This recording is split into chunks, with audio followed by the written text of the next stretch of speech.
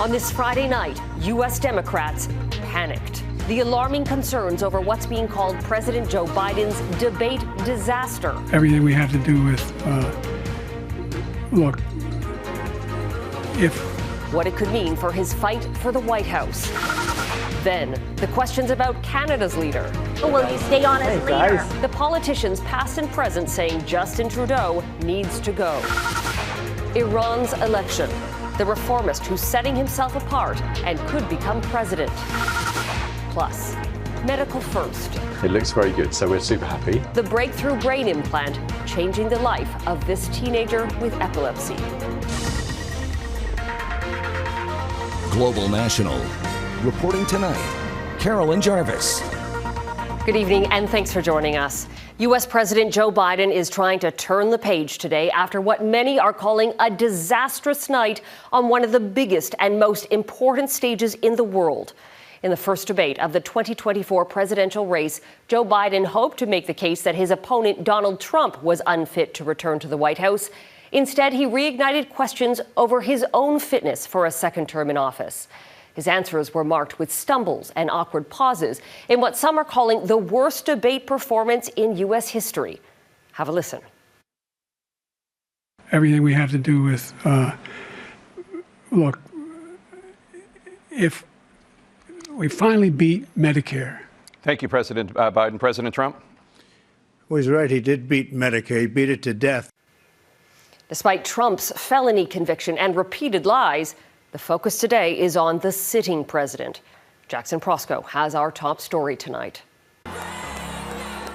With his campaign thrust into crisis, Joe Biden tried to tame the panic. I don't debate as well as I used to. But I know what I do know. I know how to tell the truth. In North Carolina, the 81-year-old president was fiery and energetic, acknowledging only briefly his stunning failure the night before. When you get knocked down, you get back up. During 90 excruciating minutes with Donald Trump, The idea that they're going to, I've been proposing that the millionaires pay 1%.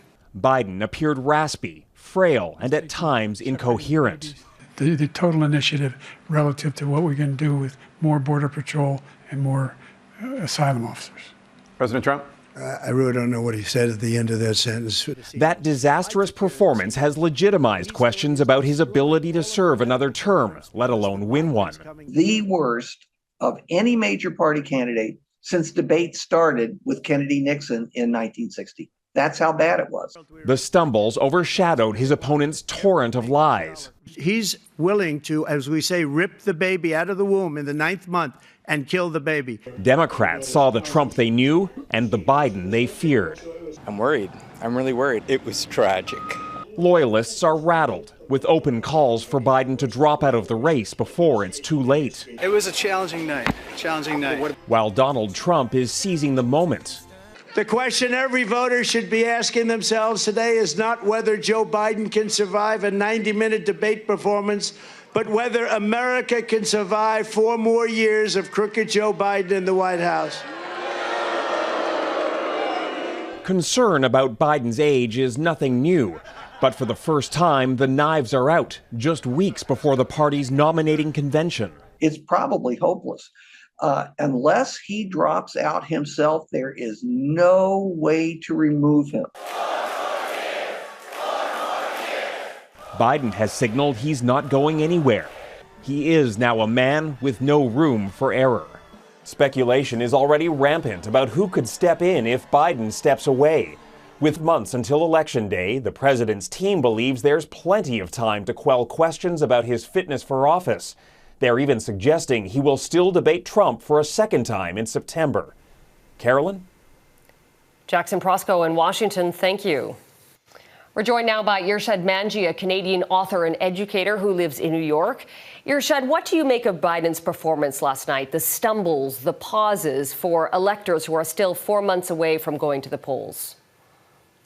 Carolyn, let me begin by clarifying I speak not as a partisan, but as a teacher of leadership. And in that context, I never thought I'd say this. that the extended fight between Biden and Trump about who's a better golfer is only the second most embarrassing thing that happened last night.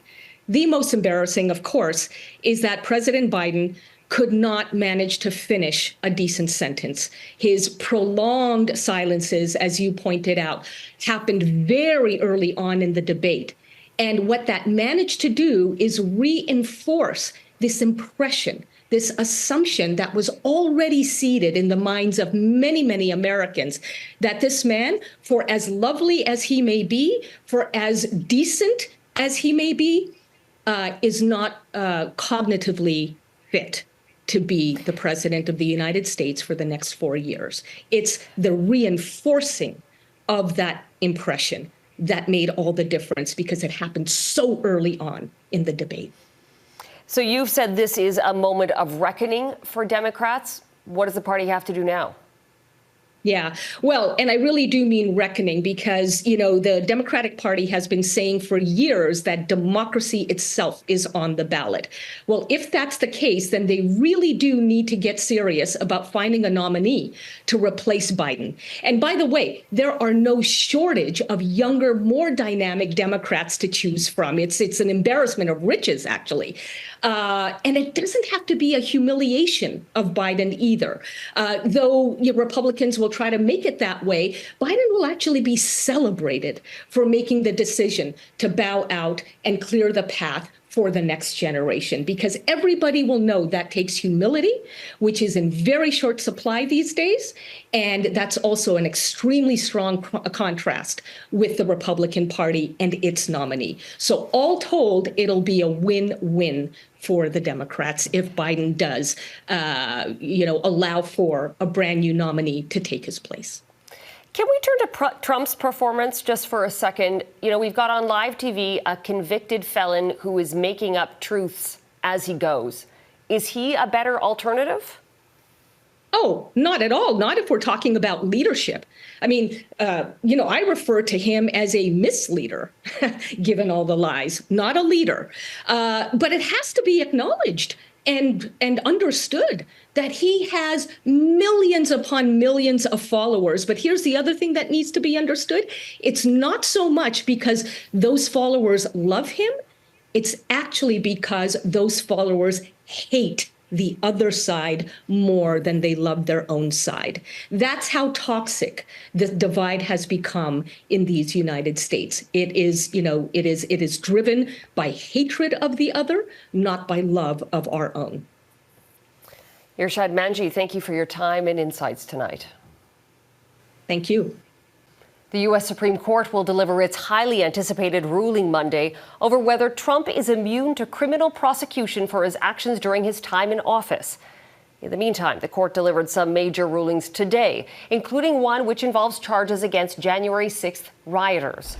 In a 6-3 decision, the court ruled in favor of alleged rioter Joseph Fisher, throwing out the Justice Department's obstruction charge against him. The ruling could impact hundreds of other January 6th cases, including one against Trump.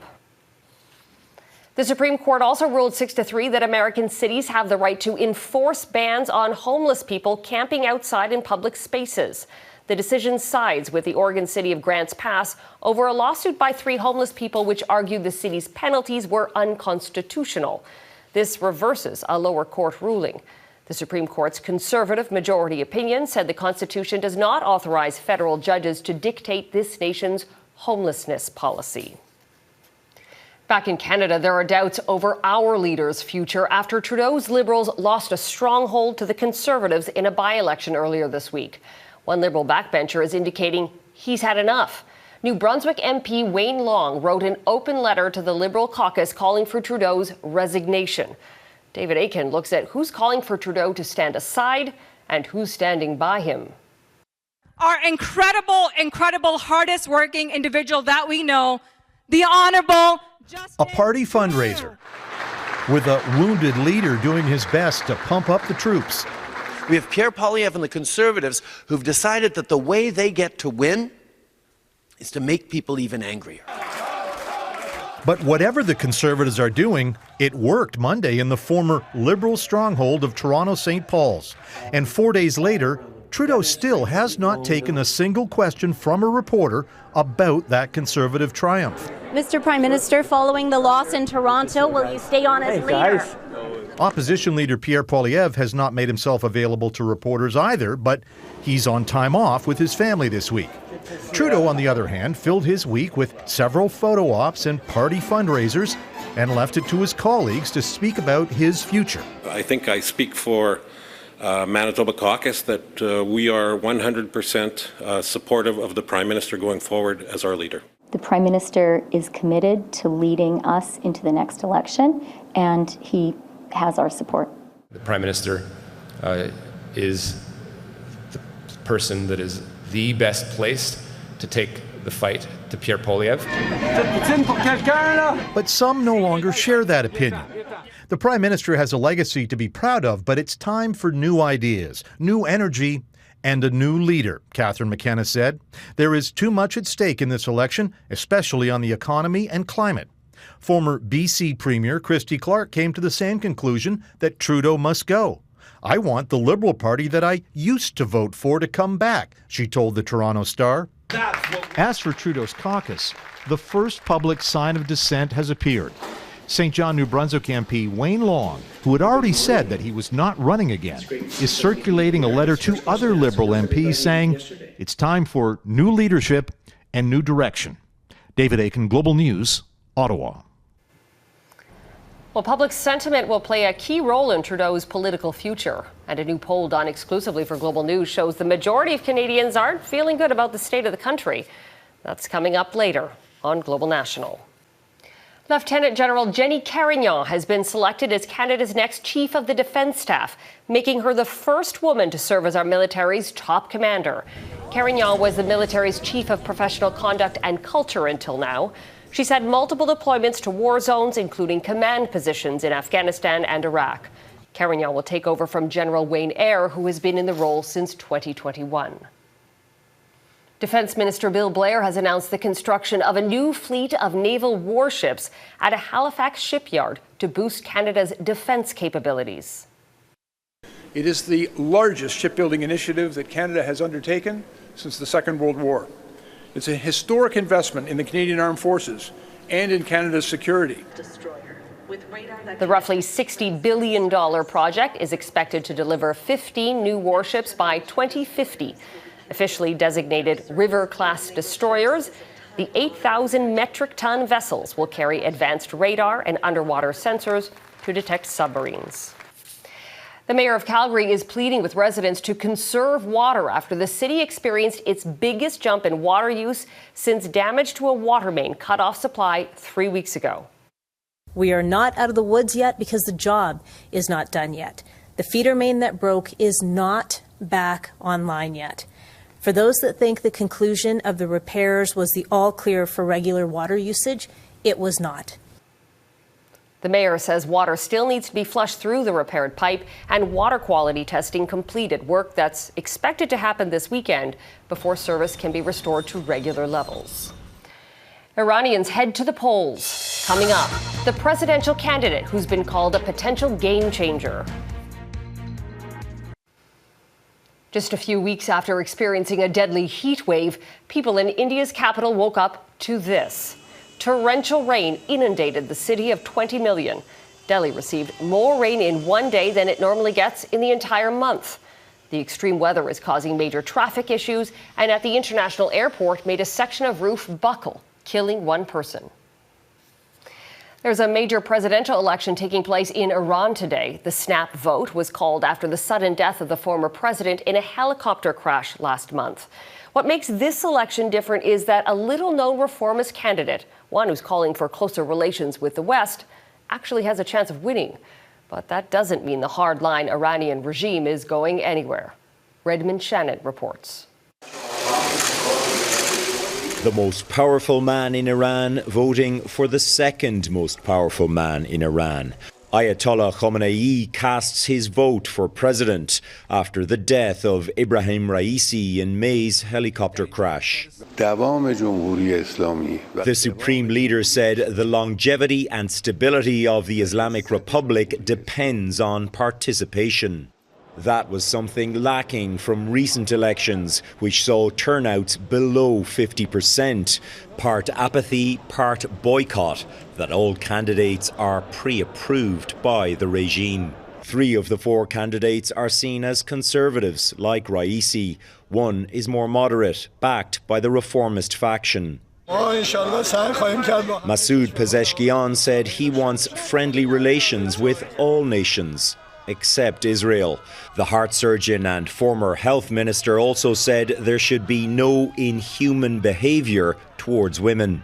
A reference to the crackdown against those protesting the mandatory wearing of headscarves following the killing of Masa Amini in police custody 2 years ago. I think the best way of putting the presidency is as somebody who seeks to persuade the Supreme Media and other bodies to take important decisions. Iran analyst Siavush Ranjbar Daemi says alongside the economy, internet speed and access to blocked apps like Instagram are also election issues. Iran has its fair share of small businesses and individual people that were applying their trade on Instagram. That was filtered and that caused a lot of problems.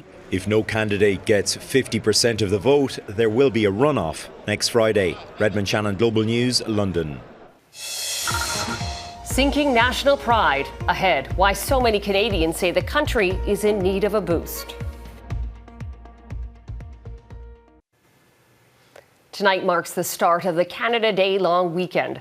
But a new poll done exclusively for Global News shows many Canadians are not necessarily in the mood to celebrate. National pride has plummeted. Turia Isri breaks down the details and what's behind the low morale.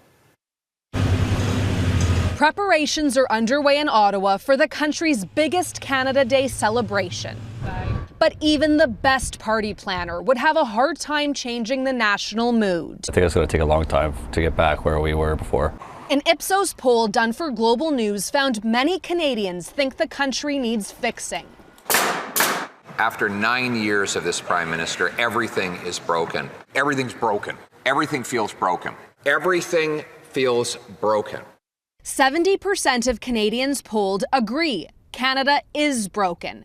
And the younger you are, the more likely it is you'll believe that. 78% of Canadians between 18 and 34 share that view. He's capturing a mood. It's not something that Pierre Poilievre has created. If Pierre Poilievre is going around saying that Canada's broken, he's doing that for his own narrow interests. Poilievre has dominated the polls for more than a year.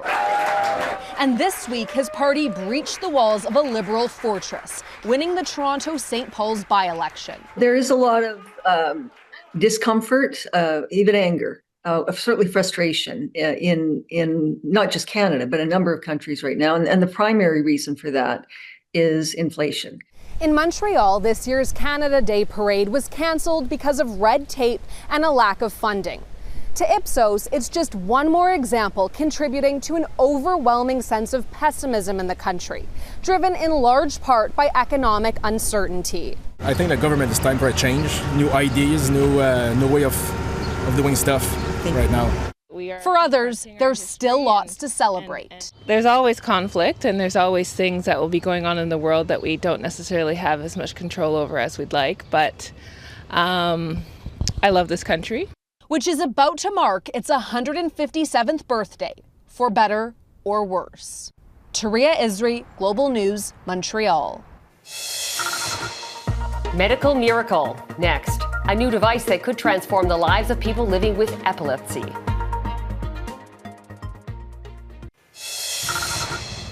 Princess Anne is back home tonight after 5 days in hospital. King Charles's sister was treated for a head injury and concussion that doctors say were consistent with being struck by a horse's head or legs. The 73-year-old was scheduled to arrive in Canada this weekend, but that trip has been postponed. A British teenager has made medical history. Oren Nolson once experienced up to 300 seizures a day, but that number has dropped dramatically thanks to a revolutionary brain implant. Nisu Garcha reports. Would I try different stuff? His doctors are calling it a medical milestone. Oren Nolson has become what they say is the world's first child to undergo a groundbreaking procedure. Daddy, hello. A neurostimulator has been implanted directly into the 13-year-old's skull to combat severe epilepsy. Resuscitating your child is traumatic and frightening. His mother says every moment of Oren's life has been overshadowed by epilepsy, his childhood held captive by relentless seizures up to 300 times a day. It's robbed him of all of his childhood so far. His doctors say the device stimulates the thalamus, intercepting the brain's electrical signals to reduce seizures by up to 80%. Back here. It's hoped the results will help determine whether it's an effective treatment for epilepsy. If we're able to bring this treatment in and make it available to more children, that really has an opportunity to revolutionise their lives and to allow them to get their childhood back. A similar procedure has been used in Canada. A Toronto teen was the first person in this country to get a responsive neurostimulator last year. Doctors here say the UK technology is promising. This is a different type of neuromodulation or a different type of brain stimulator for epilepsy. A deep brain stimulator, which is what's being described in the story out of the UK, is actually not implanted in the specific part of the brain that causes seizures in that specific individual, but it's implanted in a part of the brain called the thalamus. It looks very good, so we're super happy. Oren's mother says it's been 7 months since the operation and his life has been transformed. Oren is starting to re-emerge.